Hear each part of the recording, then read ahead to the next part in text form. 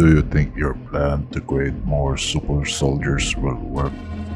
Never underestimate the power of the Tesseract. We got you surrounded, Cap. We are taking you in for your crimes against the government. I don't surrender to agents of HYDRA. You leave us no choice, Cap. HQ, I'll be testing the rounds. Roger that, field leader. Hail, HYDRA.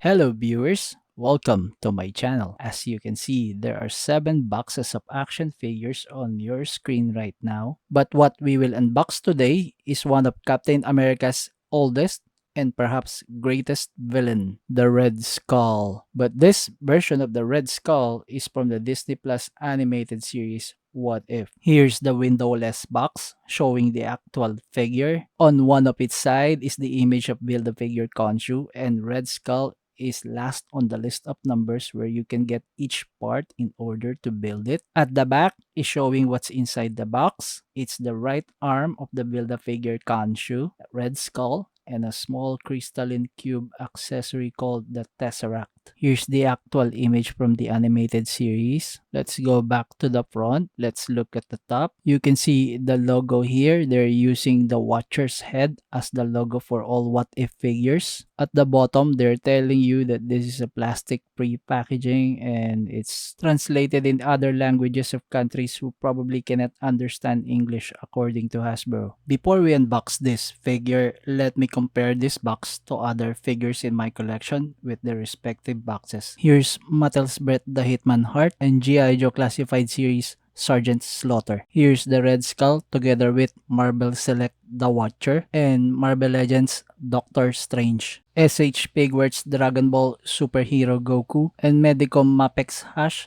Superman. Here's Red Skull with retro Toy style packaging of Marvel's Toad and NECA Elvira. This is Max Factory Pigma Kazumi and Dasin model One Punch Man. Here's Red Skull together with G.I. Joe Classified Series Serpentor and his heir Chariot and Marvel Legends Heralds of Galactus with the Fallen One and Terax. Now let's start unboxing this figure. This Red Skull appeared in Season 1, Episode 1 of the animated series What If as the main protagonist of Captain Carter. He's a Nazi agent and led the Nazi deep science division called HYDRA and later separated HYDRA from the Nazi Germany to start his own conquest of world domination. Most of you probably already know the origins of the Red Skull during the World War II in the 1940s. He is the arch enemy of Captain America in the pages of Marvel comic books. His civilian name is Johann Schmidt. Okay, here are the contents of the box. The paper wrapper looks like body bags. Oops, it's slipped again. Let me put this box as our background. It seems that the other items are at the back. Let's set aside this packaging material they used. There's only 2 paper wrapper. Which shall we check first? We can identify the contents, so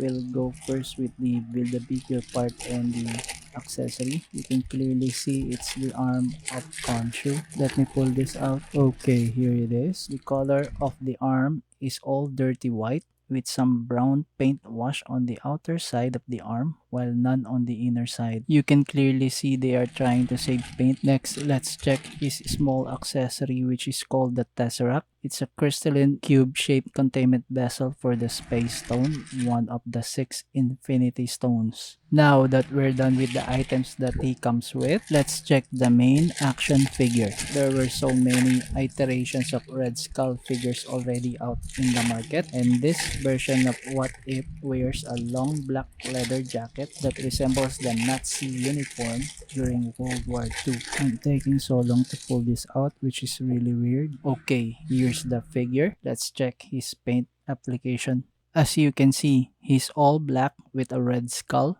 a gray color on his hand gloves, and a metallic gray for the belt buckle with HYDRA logo. He's got a very long black leather jacket and knee-high boots. Also, I noticed he's got a red color logo of the HYDRA organization on his left bicep. You see that? There's also a logo on his right bicep. There's not much here at the back. It's all plain black from neck collar down to his boots and some sculpted wrinkles on the lower portion of the jacket. Overall, the paint looks plain black except the head, of course, it's red. They painted that nicely. Nice shading they did on the cheekbones. Before we proceed with the articulation, let me compare first the Scatlang Ant-Man head accessory that came together with Howard the Duck. On my previous review, I mentioned the scale of this head seemed off.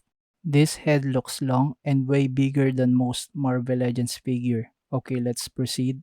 With regards to the articulation, his head can tilt left and right. It can also rotate. Since they use this type of neck joint, he'll have a nice range looking up, although it doesn't look good at the front. As you can see the hinge on the neck. At the back, he looks fine. Let's try him looking down. His head looks small, almost the size of the width of his neck. Okay, the neck joint is a bit stiff, but he's got a nice range looking down. This is the maximum range he can look down since his chin is already touching his upper torso. He looks bad when you're looking at the side or at the back of the figure. Let's check the articulation at his arm. You can see the red logo of HYDRA. Let's continue. The shoulder joint is a bit stiff, but his arm can do full rotation. The shoulder hinge is working fine. There's a bicep swivel, which is great. Some Marvel Legends figure wearing a jacket usually don't have one. Let's look at the elbow. It's double jointed, however, it's not pinless. This is the maximum range his elbow joint can do, which is nice. It would have been great if they made this pinless elbow. Okay, next let's check the articulation on his hand. There's a wrist joint and a hinge. It's quite a bit stiff, but it's okay. They did not give him an alternate hand which can hold a weapon. There's a midsection joint on his upper body which can rotate but very limited, as well as the joint on his waist which can do a full rotation. However, his body cannot bend upwards or downwards. He can just twist his upper body left and right all you want, but he cannot bend up and down. This is the most common restriction on articulation if a figure is wearing a jacket. That's a nice sculpted HYDRA logo on his belt buckle. Let's check if he can do a split. I think he cannot since he's got a leather coat type jacket which will hinder the movement of his legs. So let's just check the articulation of this tie. Yes, there's a tie cut. It's working fine. He's got a double jointed knee, but they're not pinless. Like I said earlier, the jacket is restricting the movement of his leg, rendering most of his lower body articulation useless. Let's try it again. Yep, this is all we can do. But the tie cut is working great, so it's still okay. There's no boot cut or shin swivel. Oh, because he's wearing a knee-high boots. Of course, this is part of his Nazi HYDRA uniform. He's got a hinge for his ankle joints and his foot can pivot. Overall, most of the articulation on the Marvel Legends figure wearing a coat or jacket is here, though the jacket can limit the movement most of the articulation points. Next, let me show you his only accessory, which is the crystalline cube. Like I said earlier, this cube is what they call in the MCU movies the Tesseract. It's the containment vessel for the space stone, one of the 6 infinity stones that predate the universe, and it possesses unlimited energy. In the MCU storyline, he was always after the space stone, and at one point he was attempting to harness its power. He couldn't handle it. It banished him into the home of the soul stone. Okay, next let me show you Red Skull together with my other action figures on my collection. If you missed out on any of the Red Skull figures in his somewhat Nazi uniform, I think this figure is good to have despite its flaws. Otherwise, you can wait for another much better version, most likely with pinless joints, but who knows when. Okay, now that we're done unboxing, if you like this content, please give it a thumbs up. If not, give it a thumbs down. If you haven't subscribed, you can help my channel grow by subscribing now. Thank you for watching. See you on my next video.